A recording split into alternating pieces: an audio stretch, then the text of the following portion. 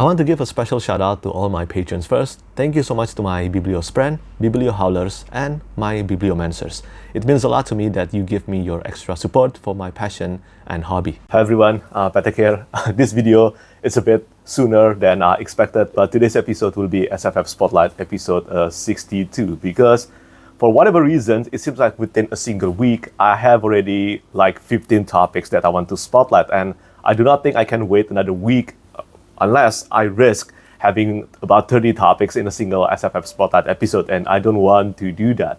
So yeah, let's get this episode of SFF Spotlight started. This is a series of videos where I will talk about new book news, new special edition Kickstarter campaign cover reveals, and also noteworthy release in the adult science fiction and fantasy genre. And let's begin with new book news first.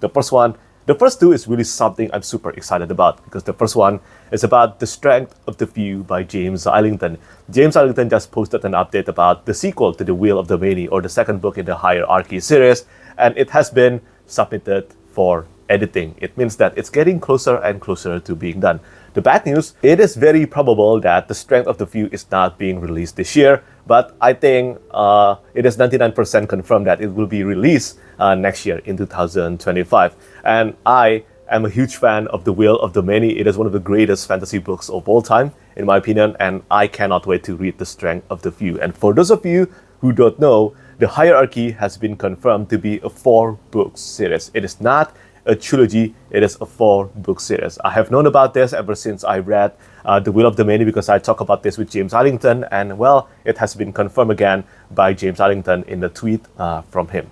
And then after that, we have the completion of Wind and Truth by Brandon Sanderson. Brandon Sanderson has finished writing Wind and Truth, the fifth book in the Stormlight Archive series by Brandon Sanderson, and also the conclusion to the first arc of the Stormlight Archive. In total, it will be a 10-book series, but there will be a huge gap between the book number 5 and also book number 6. But after 1 year of outline and 2 years of active writing, Stormlight Archive 5 is finished. So I think, well, there will be no more delay on this. And yeah, the book is 491,000 words long. It is massive.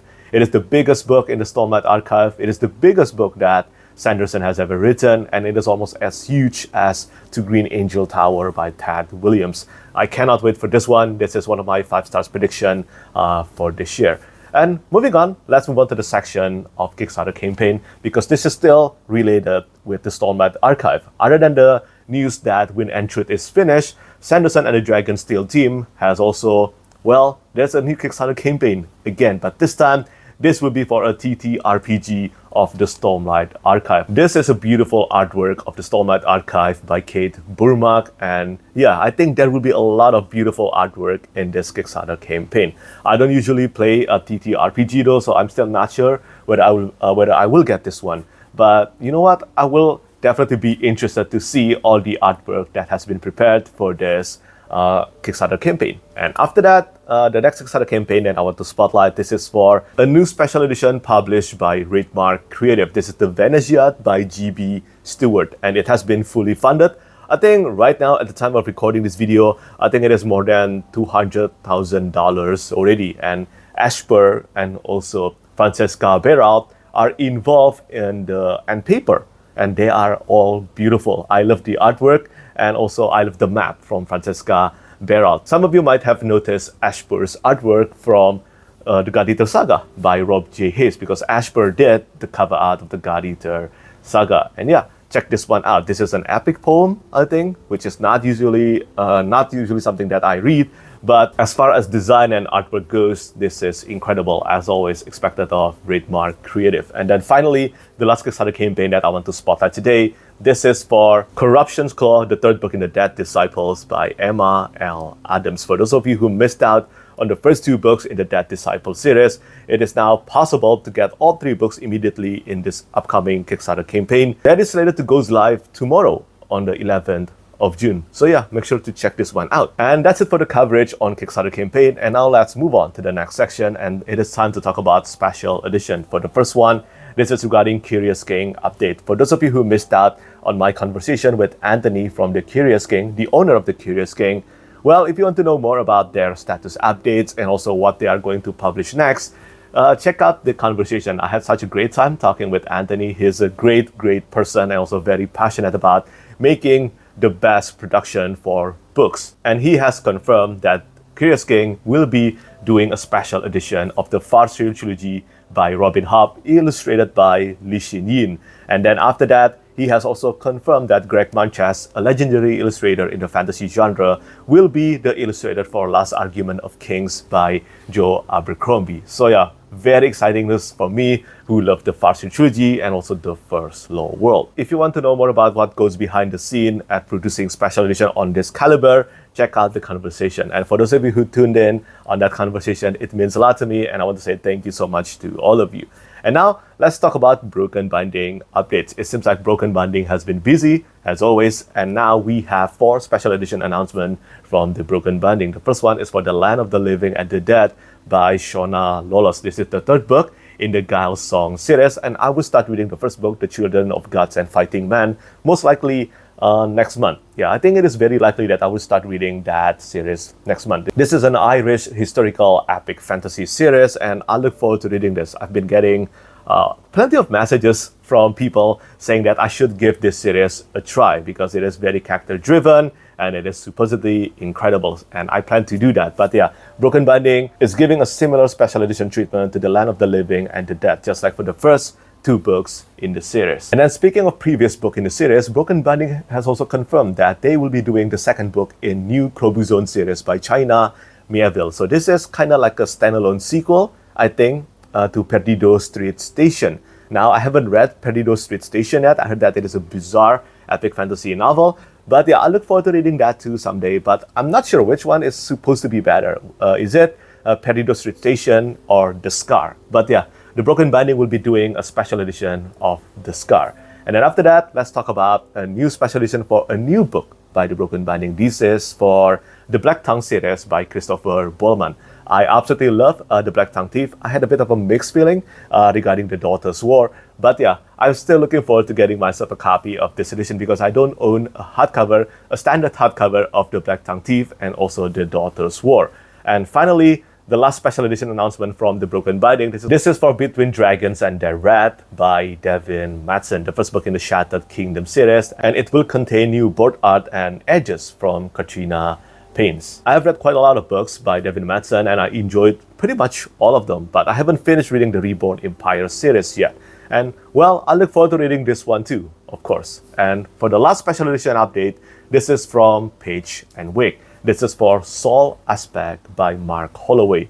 This book, this coming-of-age fantasy book, has been praised a lot by many readers who have tried reading the book, especially those who are very in tune at reading self-published fantasy novel like Andrew from Andrew Wizardly Reads and many other readers. I still haven't read this book yet, but this special edition from Page and Wig, as far as design and cover art goes, this is an absolute hit. I loved it very much. Some of the recent announcements from the Page and Wig haven't been too appealing for me, but this one, I think, let's see. I think I will try to get it if possible. The general sale will take place on the 10th of July, and I think the artist Febryan Nur did such a great job on the dust jacket and edges. And moving on to the section of cover reveal now, we have 2 cover reveals to spotlight. The first one is for The Company of the Wolf by David Reck. The cover art is once again illustrated by Gavin Reece, and I think it is beautiful. It showed this group of a company, I think mercenary company,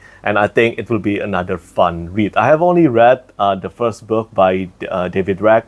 I think the title is, you know what, I actually cannot remember, something to do with Hawk, if I'm not mistaken.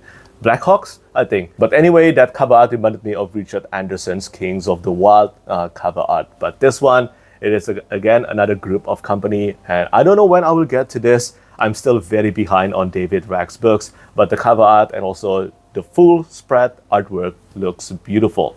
And finally, for the last cover art to reveal today, this is for The Sound of Starfall by Scott Palmer, the author behind A Memory of Song. And well, similar to The Fall by Ryan Cahill, you can get this prequel novella for free by subscribing to the author's newsletter, and I highly recommend you to do that. Who knows, maybe you will end up liking the prequel novella and then jump into the main novel. I will subscribe myself to the newsletter as well. And then finally, for noteworthy release, I have one book to spotlight, and this is Riven Earth by Zamar Amer. This book is slated to be released on the 11th of June, so that means tomorrow. And Riven Earth is a story of a king who has lost his nerve, of his advisor tempted by the throne, of a politician plotting revolt, and of a dying soldier who finds new reasons to live. It is supposedly a character-focused epic fantasy adventure suitable for fans of Brandon Sanderson's Stormlight Archive and Joe Abercrombie's First Law. I have no idea regarding the accuracy of those comparisons, but I do know that this book, Riven Earth, has been gaining great receptions for the ARC readers, and I look forward to reading this novel too as soon as I can. As for the last two news, they are not super related to books, but for the first one, this is for Arcane. Yeah, there is a new poster and also a new teaser for Arcane Season 2, and I am so pumped. I am so pumped to watch this one, and I think many of you, I assume, are excited about this as well. But do let me know what you think about the poster and also the teaser. And finally, let's end this SFF Spotlight with the positive news, because this is an inspiring story of someone who were inspired from watching an anime, Febryan Beyond the Journey's End. Apparently, an otaku, or someone who watches anime and read manga a lot, and I am myself an otaku, but there is a news that in Taiwan, on the Taichung Metro, an otaku helped suppress a knife attack, and he said that he helped because Himmel, one of the main characters from Febryan, Himmel would do the same, and he hopes that his heroic effort will defeat the negative stereotype of otaku. I will leave the link to the full article in the description down below, but I think this is an incredible feat and also incredible news, and I agree with him. I hope that the negative stereotype toward otaku can be defeated. But yeah, that's really the end of today's brief SFF Spotlight, but as I said, I think I must record this video before the next episode got bloated with news to spotlight. And I hope you have had a great time watching this SFF Spotlight videos. And as always, do let me know what you think about the news that I spotlighted today, about the 15 news that I spotlighted today. And I guess, as always, that's it from me today. As always, thank you so much for watching, and thank you for your support. Bye-bye. Lastly, I want to say thank you so much once again to all my patrons who keep on supporting me.